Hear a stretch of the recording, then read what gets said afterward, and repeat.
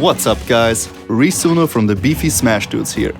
Did you ever get hit by an attack and felt like you actually pressed the shield button in time, but your shield just didn't appear? There's actually a bunch of reasons for this, and I'm going to explain it. Furthermore, I want to show you some in-depth stuff that will probably help you at seeing certain situations from a whole new perspective. So let's get started.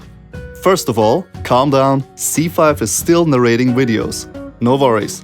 I just decided to start making content too, so we can provide you with even more videos in the future. So sit back and enjoy. A while ago, YouTube user Bunch of Morons uploaded a video showing that all controllers have the same amount of input delay. In his video, he proved that every device tested was lagging behind by about 7 frames. It's really interesting to know that wired controllers are just as fast as wireless ones. But even more relevant is the fact that there is such a delay in general, especially since in this case it's 7 frames. That's an input delay of about 117 milliseconds. Some of you might think that this is because of the LCD screen being laggy and it would not happen on a regular CRT. Well, no. I tested this myself on 3 different screens, an LCD screen, a CRT and the Wii U gamepad itself. All 3 had the same amount of delay, which was 5 frames in my case. So, assuming that on tournaments you might encounter slightly slower screens, I will use an input delay of 6 frames to calculate stuff from now on. 6 frames, which is equal to 100 milliseconds. This is a problem you cannot solve, since the game is bound to the whole system. You can invest a lot of your money in a TV with slightly less input delay. But in the end, you will still have to play with standard LCDs on tournaments, so this won't help you at all. Also, the difference is really small compared to the big 6 frames which you can't get rid of anyways. We also tested this input delay on Melee, and yes, it's the same problem here. So, when you press a button on your controller, it needs some time until its action shows up on the screen, and this time is game-changing. Why? Because it proves that it is technically not possible to react to an attack with 6 or less frames of startup, and this is huge. If, however, you actually dodge or shield and move like this, it is not because you react to it, but because of you predicting it. And this is important to know. That is why professional players actually manage to power shield so often, because they read the opponent's moves earlier than the average player does and prepare for it. Smash is a game of prediction and reading your opponent's movement. Reaction is important, of course, but most of the time it is the player reacting to predicted moves. Reacting to your opponent. Now this is the second big part of this video. We are just humans, we are not perfect. This leads to the second problem, the human reaction time. The average human reaction time is about 220 milliseconds. I got this data from several human benchmarks and reaction tests. It might not exactly apply to you, but it's a pretty accurate number. 220 frickin' milliseconds. Let that sink in. That's about 13 frames in-game time. 13 frames. Ever thought about attacks with 13 frames startup? That's a long time.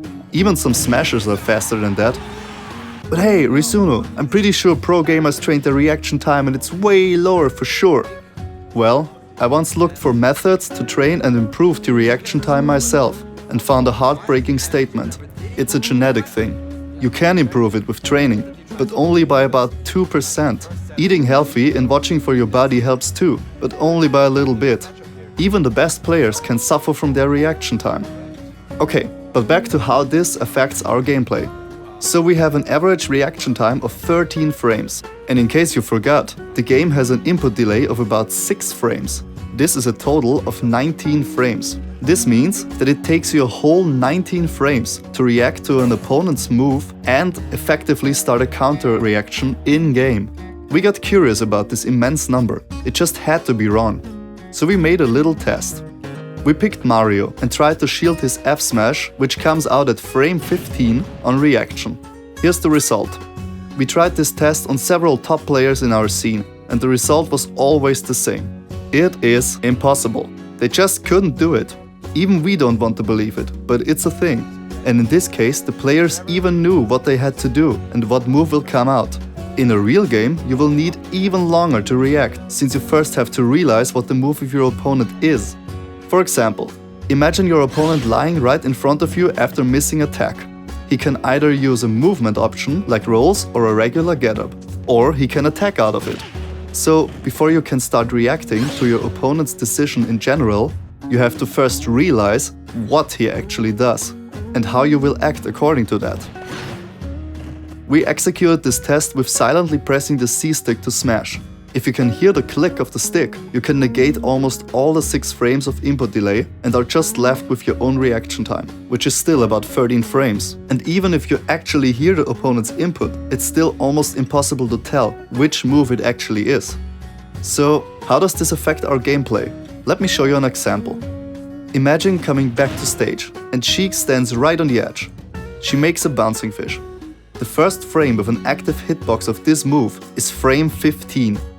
Even if you're 100% prepared for this specific move and ready to air dodge, you will need a reaction time of 150 milliseconds.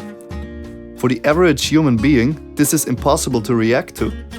Also, the best air dodgers start being active at frame 2 or 3, so you need to be even faster than that time mentioned before.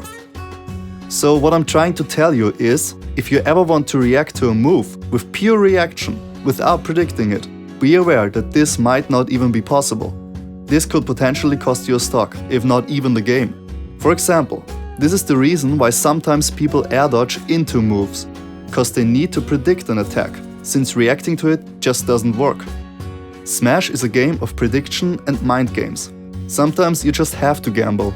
In the end, often it's better to guess what your opponent will do instead of trying to counter it on reaction, which never was possible to do anyways. Be sure to keep that in mind and be tolerant about someone missing attack, air dodging badly or something similar, no matter what game they play. Sometimes doing it better just does not work. With that said, thanks for watching and stay beefy.